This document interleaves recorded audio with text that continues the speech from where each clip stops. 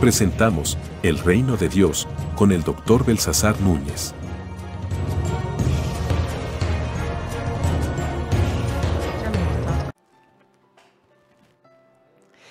Bienvenidos nuevamente a nuestro segmento de estudio bíblico. Hemos estado comentando con ustedes acerca del tema El Reino de Dios.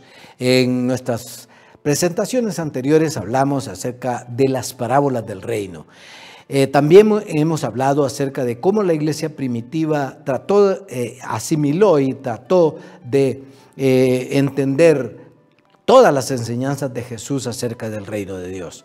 Ahora queremos hacer algunas alusiones a lo que la palabra de Dios nos presenta, como nosotros podemos ser parte de este reino y colaborar con Dios, porque eso es lo que somos. En el capítulo 3 de la carta de San Pablo a los Corintios, dice que somos colaboradores con Dios y que la colaboración nuestra la edificamos con esto como una metáfora, como una ilustración de la forma como nosotros podemos colaborar o ser parte de la construcción del reino de Dios. Está allí en esta metáfora que dice que podemos colaborar con metales preciosos como oro, plata, piedras preciosas, etcétera, pero cada uno va a tener que ser probado al final, como hablábamos en otras presentaciones. En el escatón va a ser probado por la manera como nosotros hemos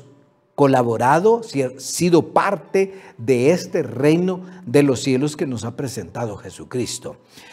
En la iglesia primitiva, entonces, como dijimos anteriormente, se presentó la coyuntura de que había una parte, había y hay una parte que se desarrolló y que llega hasta nosotros, que es una parte espiritual del reino.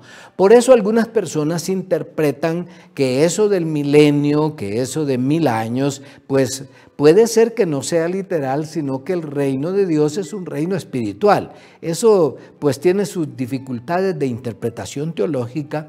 No vamos a tocar ese tema en este momento, pero hay otros que dicen que sí, que se va a concretar en una administración de Jesucristo en el reino milenario o milenial, como le llamamos algunos. Yo creo que sí, va a concretarse sobre la tierra ese reino de nuestro Señor Jesucristo. Pero el problema es que los judíos que constituían la iglesia primitiva pensaban que ese reino debería de reconstituirse como el reino de Israel, pero el reino de la iglesia es diferente, y creo que allí nos extraviamos en la manera como interpretamos el reino.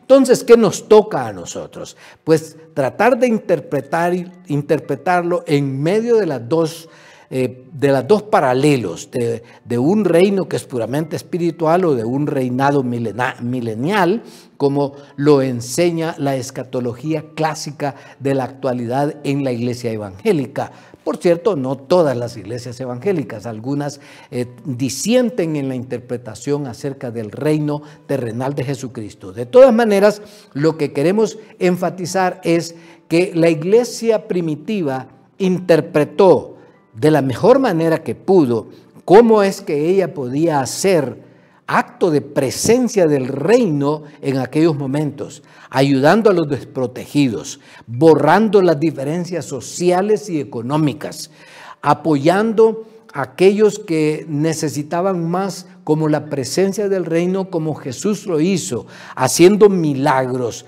regresando la vista a los ciegos. Claro, Jesús lo hizo como milagros. Nosotros también lo podemos hacer basado en el poder espiritual de Dios. Como milagros podemos experimentarlo, pero eso no lo podemos hacer nosotros en nuestra fuerza, sino en el poder y la voluntad soberana de Dios. Pero podemos hacer las cosas para aliviar esa carga de los ciegos, de los mancos, de los que sufren, de los que tienen hambre, para darles de comer.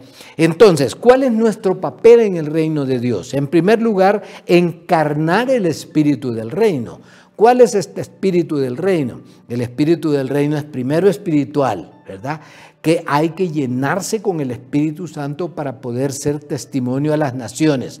Pero para poder dar testimonio a las naciones, como lo leemos en los primeros capítulos del libro de los Hechos, particularmente en los capítulos 13, 14, 15 del libro de los Hechos, que fue particularmente en las misiones de San Pablo, con mucha persecución, pero con presencia del reino milagrosa. Nosotros podemos ir allá también a muchas partes del mundo con la presencia del reino de Dios, cuando no hay milagro, cuando Dios no hizo el milagro por nuestras manos, por nuestro bien hacer. Entonces, demostrar la presencia del reino. Cuando Jesús quiso enseñarles acerca del reino de Dios, hizo milagros. Dio de comer a las gentes, hizo ver al ciego, hizo correr al cojo, hizo resucitar al muerto para darle a la viuda la liberación de aquella fuente de sustento que necesitaba tener. Y como conclusión o como enseñanza, como didáctica de esos actos, Jesús dice: si ustedes miran que estas cosas están sucediendo, ciertamente el reino de Dios ha llegado. Entonces nosotros tenemos que difundir el reino, tenemos que combatir el imperio del mal con la presencia del reino. Tenemos que administrar los valores del reino, y ahí es donde tenemos bastante dificultad. Cuando la iglesia a partir del siglo V se imperializó, adoptó la filosofía de este mundo, del reino que es mostrado por el poder económico del imperio en aquel momento, que era el imperio romano, por hasta las vestimentas de los sacerdotes, de la presencia, según ellos, del reino, y se fueron llenando de aquella vanidad, orgullo, de tal manera que la iglesia perdió el rumbo del reino por más de 1000 años, hasta que vino la reforma religiosa del siglo XVI. Y aún con la reforma y la contrarreforma de la iglesia católica, de la iglesia madre, la idea del reino de los cielos todavía no se concreta entre nosotros, porque pensamos siempre en adquirir bienes de este mundo, en manifestar el poderío que podemos levantar con nuestras propias manos, pero eso no es el reino de Dios. El reino de Dios es justicia, el reino de Dios es paz, el reino de Dios es equidad, el reino de Dios es comunidad, el reino de Dios es tener parte con Dios, así como lo habría hecho Zaqueo, así como lo habría hecho Mateo, así como lo habrían hecho los apóstoles y los discípulos, que dejaron todo, como en la parábola de gran precio y en la parábola del tesoro escondido, que fueron y vendieron todo por abrazar el reino.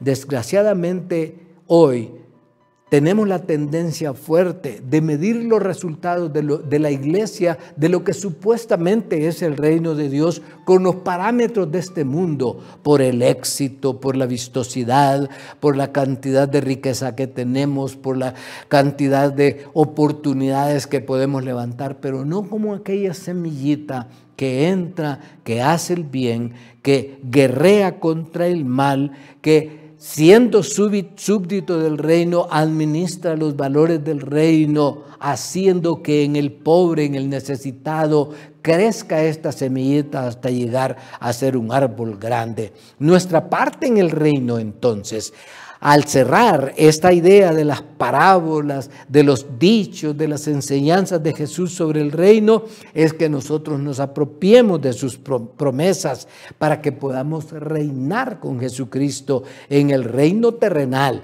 Que la respuesta de Jesucristo a los apóstoles fue que no le tocaba a ellos saber los tiempos y las sazones, lo que significa que cuando venga el tiempo, Jesucristo va a reinar aquí en la tierra. Y aquí, por supuesto, la enseñanza escatológica es que reinará por 1000 años. Pero los 1000 años pueden hasta ser simbólicos, porque la promesa del ángel Gabriel, cuando le anunció el nacimiento de Jesús, es que reinaría para siempre y que su reino no tendría fin. Pero allí dice que el reino era de Jacob, que el reino es de Israel. El milenio es de Israel. Y aquí es otro tema teológico, pues, que hay que discutir en otro espacio. Por ahora es importante que pertenezcamos al reino de Dios, que colaboremos con la construcción del reino de Dios a través de todos estos elementos. Para ese efecto hemos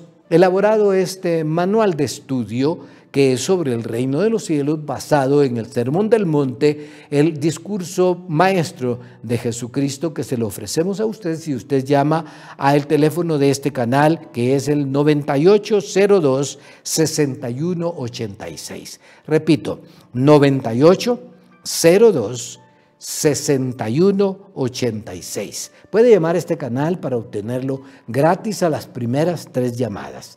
Bendiciones. Hemos presentado El Reino de Dios con el Dr. Belsasar Núñez.